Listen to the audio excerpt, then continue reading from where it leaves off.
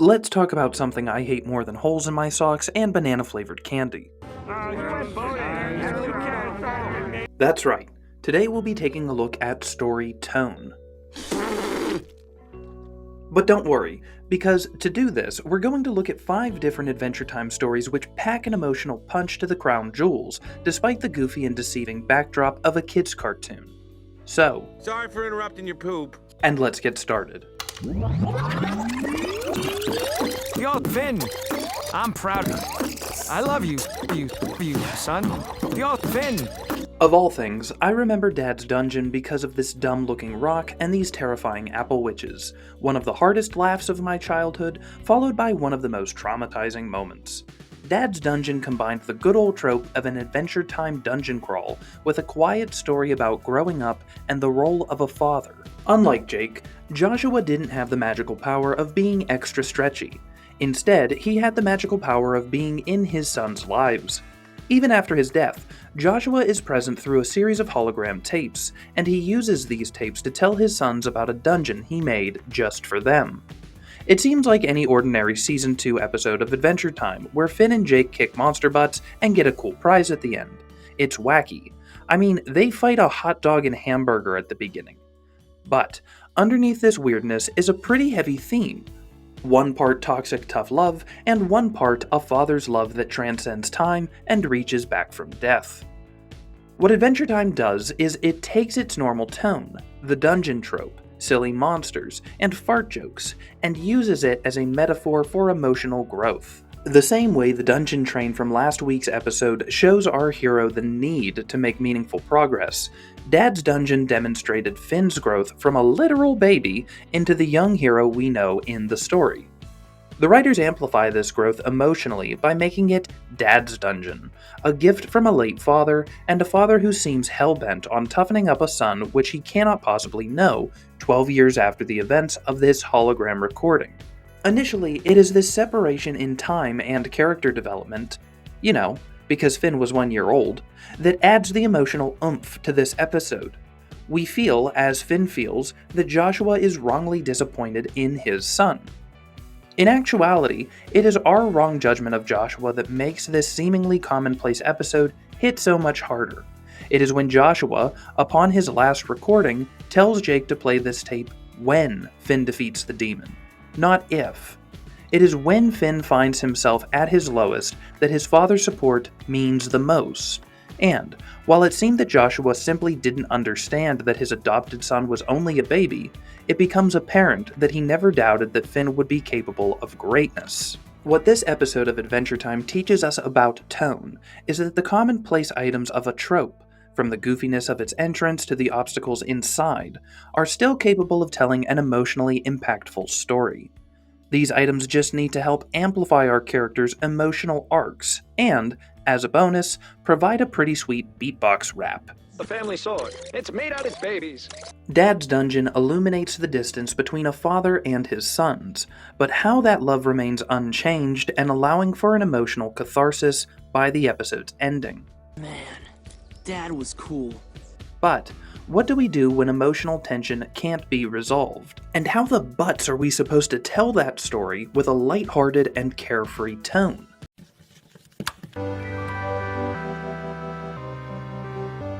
You're so annoying, you pitiful old man. I'd like to help you, but I don't know if I can. So maybe I'm just old, but... well, okay, I know I'm old.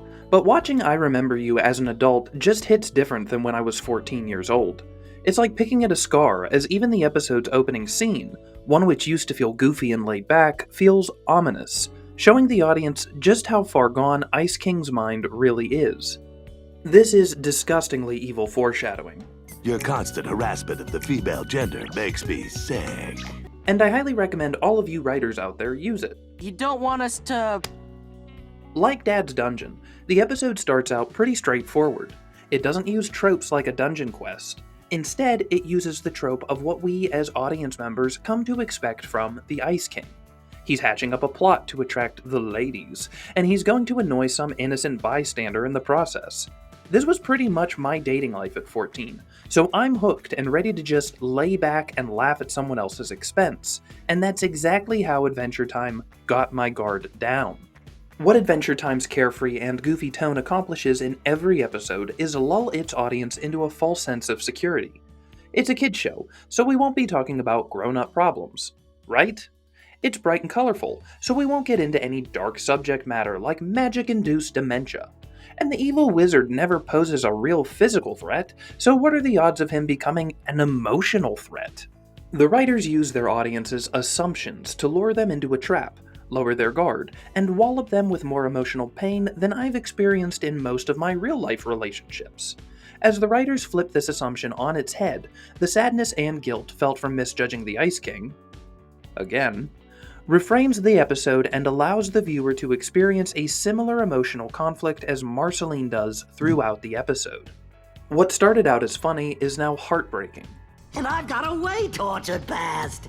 I think. I don't really. What seemed like a usual throwaway Adventure Time song became a cry for help. What appeared to be a strange wizard going to inconvenience a bass-playing vampire became a story about two old friends. One struggling to handle the pain of an incomplete loss, while the other struggled to hold on to what little memory he had left. This episode not only shows us as writers how tone and character-specific tropes can be used against your audience, it also shows us how we can sneak in emotionally impactful storytelling through character friendships, shared history, and a pattern of unresolved tragedy in an otherwise fun and colorful story world. We can also take this a step further, using the magical and sci-fi elements of a story world to amplify the tragedy of a deeply human story. Oh, Johnny. Ugly Johnny. Through my tender love, you have metamorphed into beautiful Johnny Butterfly. Any story with LSP gets 2 thumbs up and 5 forehead stars from me. She is a hilarious, quotable train wreck that lights the match of her own dumpster fire, and I was prepped and ready for the whirlwind in bad timing.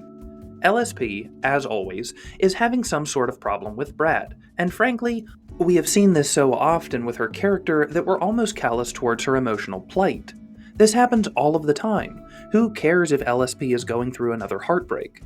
So, when she meets ugly Johnny at the bar, we think we're getting set up for a romantic comedy. 2 idiots down on their luck meet each other, build one another up, pull apart from a misunderstanding, but then ultimately reconcile and everyone goes home to eat chili cheese fries and feel good about themselves. Oh god, yeah, that doesn't happen. The best way that I can explain this episode is that LSP does exactly what we expect her to do, but in a manner that we can't fully anticipate. From her monologue, one of the few profound insights we ever get of LSP, to the tragedy of emotional overreaction, we see LSP set her own dumpster fire for a genuine connection with Johnny. I mean, she magic erasers Johnny into time oblivion because he went to a business dinner, and I love crazy as much as the next guy, but wow. Anyway, this isn't even the most tragic part of the story. I mean, it is for Johnny, but for LSP, it comes when Princess Bubblegum sends Lumpy Space Princess back in time, back before she made her mistake, back before she met Johnny, and we see her one last time in a fit of rage because Bubblegum could never understand the heartbreak she is going through with Brad. Now, while this does make me wonder if LSP didn't also time obliterate Brad, what the time orb and sci-fi trope allow the storytellers to do is demonstrate the need to learn from our mistakes, the need to control our erratic and selfish behaviors, and raise a serious question about how many of our life's problems are our own fault if we never change. In the same vein as LSP struggling to make lasting romantic relationships, Adventure Time uses a similar application of magic and lightheartedness to tell a story about the complexities of a functioning relationship. Oh, Flame Princess, I think you're rad. I really want to kiss you right in front of your dad. I'm probably not the right person to talk about this, but Incendium takes on the problem of being young, awkward, and falling in love after 0.1 seconds of looking at someone. The episode tackles heartbreak, obsession, and love at first sight, all while Finn and Jake drop 3 songs for their next EP, Jake fakes his own death, and BMO gives Finn a get-well-soon wedgie. What Finn is going through is universal. We've all cared about someone that we can't have at some point in our lives, whether it was a teacher who was too old, the ice cream guy, or that mail-order bride that was just too expensive. But the show keeps this common life event pretty casual and inconsequential as Jake karate kicks 2 robot owls and tries to win his buddy a girlfriend. A lady for my laddie. Legendary wingman. At any rate, what I appreciate about the writers is that they use the tone and variety of the show to emphasize a point. See, most shows you can't have a girl made out of fire when everyone else is just a human. However, since Adventure Time has a fairly loose magic system, they made a girl it physically hurts to be with, and it just nails that feeling of being young, dumb, and an idiot in love, trying to do the right thing and messing up at every step. Finn, in trying to protect his home, himself, or the Goblin Village, inadvertently hurts Flame Princess. It's never done maliciously or on purpose. Well, I mean, kinda. But it serves as a great representation of caring for someone, not knowing how to handle someone who is so different from yourself and everything you've ever known, and how even healthy relationships are filled with moments of realization that even your soulmate is going to be different from you. Finn learns the lesson that love, even in its purest, most naively innocent form, can still hurt, whether it's from hugging a fire or from watching that fire leave. This leaves us with one last point the show managed to pull off while maintaining its relatively light tone. What happens when a relationship ends, and you lose a part of yourself as a consequence? I'm sorry, I don't actually know how to make meatloaf. That's just a pan of dirt. Well, that's okay, I don't know how to either. Fern, please open the door. Whereas Incendium is an episode about learning to understand another person, 3 Buckets is the climax of learning to let go of parts of yourself. The Finn and Fern dynamic was always one of the show's darker expressions of duality, individualism, and a plant's search for meaning. Now, admittedly, this episode doesn't exactly have a light tone. It's quiet, it's tense, it reinforces my suspicion that I developed claustrophobia at some point in my life.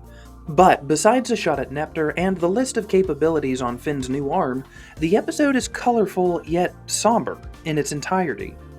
What this episode shows us is the final shot over the entirety of Fern's existence, this incremental buildup of frustration as Fern tries to understand that he's not the real Finn, that his place in the world is not the place he feels that he belongs. But he doesn't belong in the world much longer anyway after attempting to lock Finn in a pyramid.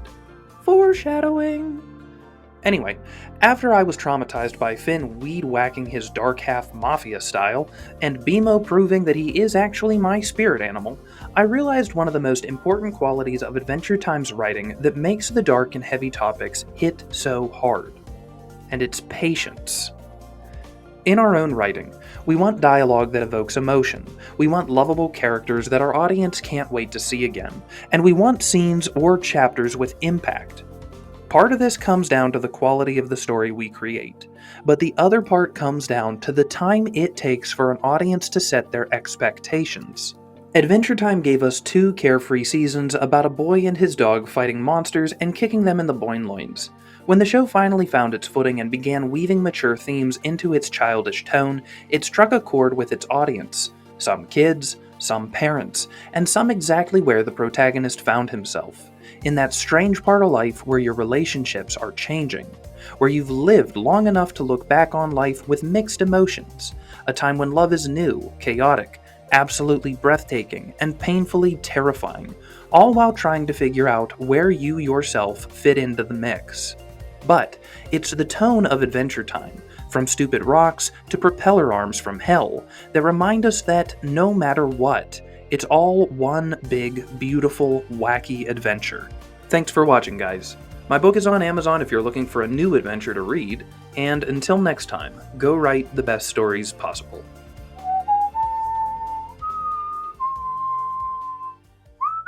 The end.